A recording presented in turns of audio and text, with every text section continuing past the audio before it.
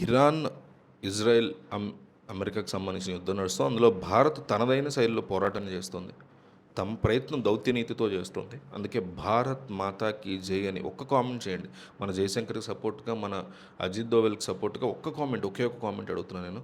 భారత్ మాతాకి జై. కనీసం ఒక 200 కామెంట్లు టార్గెట్ పెట్టుకున్నాం. కామెంట్ ఇచ్చేసి మీరు వీడియో చూడడం మీరు కంటిన్యూ చేయండి. ప్రపంచవ్యాప్తంగా ఇప్పుడు మూడో ప్రపంచ యుద్ధం వైపు పరిస్థితులు నడుస్తున్నాయా అనే డిస్కషన్లు చాలా క్లియర్ కట్గా నడుస్తున్నాయి.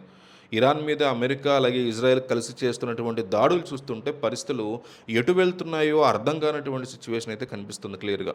ఈ దేశాలు చేసినటువంటి దాడుల వల్ల సామాన్యులు ఉండేటువంటి ఇళ్ళు, స్కూళ్ళు, ఆసుపత్రులు ఇవన్నీ కూడా చాలా దారుణంగా దెబ్బతింటున్న పరిస్థితి ఉంది. అసలు ఈ యుద్ధం ఎందుకు జరుగుతుందా అని జాగ్రత్తగా ఆలోచించి ప్లాన్ చేస్తే పైకి రకరకాల కారణాలు కనిపిస్తున్నా లోతున మాత్రం ఇదంతా చమురు వనరుల కోసమే అనేది స్పష్టంగా అర్థమవుతుంది. ప్రపంచంలో ఎక్కడ ఏ గొడవ జరిగినా దాని వెనక పెద్ద దేశాల యొక్క స్వార్థం, ముఖ్యంగా ఆయిల్ కంపెనీల యొక్క ప్రయోజనాలు క్లియర్ కట్గా దాగి ఉంటున్నాయి. ఒక దేశం మీద పడి అక్కడి వనరులను దోచుకోవడం కోసం యుద్ధాన్ని ఒక సాకుగా మాత్రమే వీళ్ళు వాడుకుంటున్నారు వనరుల కోసం. అంటే యుద్ధాల గురించి మాట్లాడని ఆ దేశాలే యుద్ధాలకు సంబంధించినటువంటి ఆయుధాలను అమ్ముకుంటూ వాటిని ప్రోత్సహించడం చూస్తుంటే కూడా చాలా విచారకరం అనిపిస్తుంది.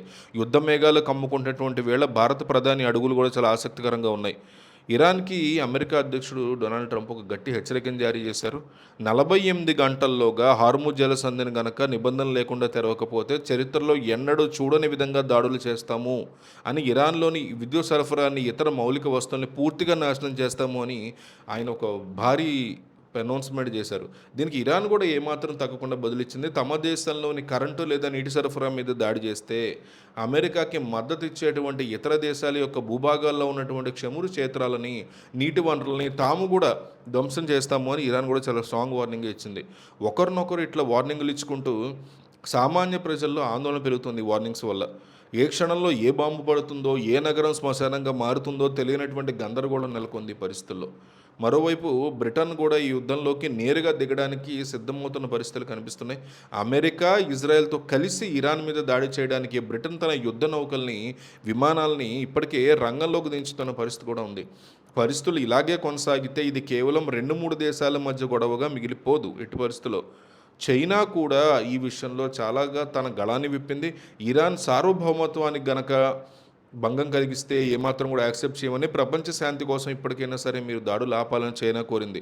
రష్యా అధ్యక్షుడు కూడా ఇరాన్కి తమ పూర్తి మద్దతు ఉంటుందని, తమ ఇంటెలిజెన్స్ సహకారం ఎప్పుడు కూడా రష్యా నుంచి ఇరాన్కి ఉంటుందని అఫీషియల్గా ప్రకటించేశాడు ఆయన. ఇలా ప్రపంచ దేశాలన్నీ కూడా 2 వర్గాలుగా విడిపోవడం చూస్తుంటే మూడో ప్రపంచ యుద్ధం మొదలైపోయిందనేటువంటి సిచ్యువేషన్ కనిపిస్తుంది, అర్థమవుతుంది. ఈ భయంకరమైనటువంటి పరిణామాల మధ్య భారత ప్రధాని నరేంద్ర మోడీ ఒక అత్యున్నత స్థాయి సమావేశాన్ని ఏర్పాటు చేశారు. ఈ యుద్ధం వల్ల భారత్ మీద ఎలాంటి ప్రభావం పడుతుంది, ప్రపంచవ్యాప్తంగా మారుతున్నటువంటి సమీకరణాల వల్ల తలెత్తేటువంటి సమస్యలను ఎలా ఎదుర్కోవాలి, ఇలాంటి అంశాల మీద చర్చించడం కోసమే ఈ సమావేశం జరుగుతున్నట్టు కనిపిస్తుంది.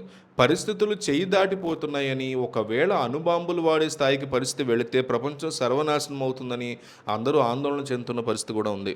ఇరాన్ ప్రస్తుతం ఒకేసారి 14 దేశాలతో యుద్ధం చేస్తూ అందరి దాడుల్ని చాలా స్ట్రాంగ్గా తట్టుకుంటూ దాడి చేస్తుంది. రివర్స్లో గల్ఫ్ దేశాల నుంచి వస్తున్నటువంటి ఒత్తిడిని కూడా ఎదుర్కోవడానికి సిద్ధంగా ఉంది ఆ దేశం. గత కొన్ని దశాబ్దాలుగా బలమైన దేశాలు బలహీన దేశాల మీద ఆధిపత్యం చెలాయించడం అనేది ఒక అలవాటుగా మారిపోయింది ఈ ప్రపంచంలో. ఎక్కడ సహజ వనరులు ఉంటే అక్కడ వేలు పెట్టడం, ఆ దేశాల్లో గొడవలు సృష్టించి తమకు అనుకూలంగా మార్చుకోవడం అనేది అత్యంత నీచమైనటువంటి మెంటాలిటీగా మనకు కనిపిస్తుంది. సో దీని మీద మీ అభిప్రాయం ఏంటి, మీరేమనుకుంటున్నారు అనేది కామెంట్ చేయండి.